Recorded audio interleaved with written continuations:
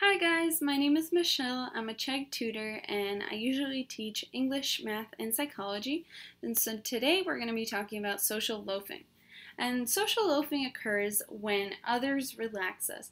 So it's basically this group-produced reduction in individual output when contributors are pooled or put together. And first, Ringleman noticed this in the 1880s, and he noticed that individual output declined when people worked together on simple tasks. And then he later concluded that a primary cause and result of social loafing is deindividuation. And so deindividuation is when an individual's personal identity is replaced by an identification with goals and actions of the group. And so basically, you lose yourself in the crowd. And this, as a result, weakens your sense of individual identity, and it can lead to peer pressure, bystander effect, and if we take a look back into the past, we could even speculate that social loafing may have caused aspects of the Holocaust.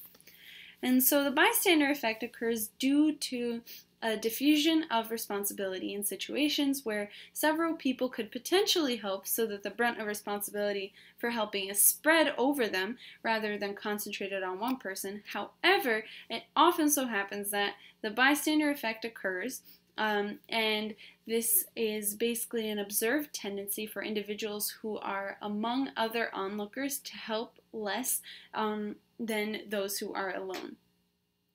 And so there was a famous case of the bystander effect with a woman named Genovese. And so she was a bar manager in New York, and she was attacked near her own apartment building. And she cried out for help, and people woke up in their apartments and witnessed the attack. But no one called the police until 45 minutes after the attack. And of 38 people, only one called, and the attacker ended up killing her.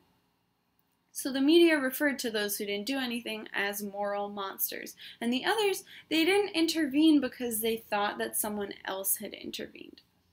And so there's a few ways to reduce the chance of bystander effect or in general social loafing occurring. So social loafing could be reduced if people believe that their individual contributions are identifiable. So if they are told that there are cameras, they will believe that their contributions will be noticeable and will likely work harder. It can also be reduced when people engage in tasks that they regard as personally meaningful. So when you ask students to partner with each other and work on a project, they'll do it, but if it's graded, then it's more meaningful to them, and so they will be more likely to participate more. So if they also anticipate evaluation of the group's performance, or if they expect the groups with a good performance to be rewarded, or if they believe that the group members will have sufficient information to be able to evaluate the quality of the group, these are all ways that social loafing can be reduced.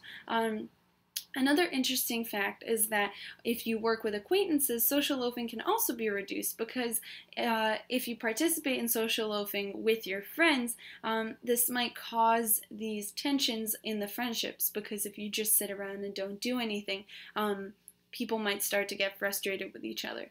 And lastly, working in a highly valued group could also reduce the amount of social loafing.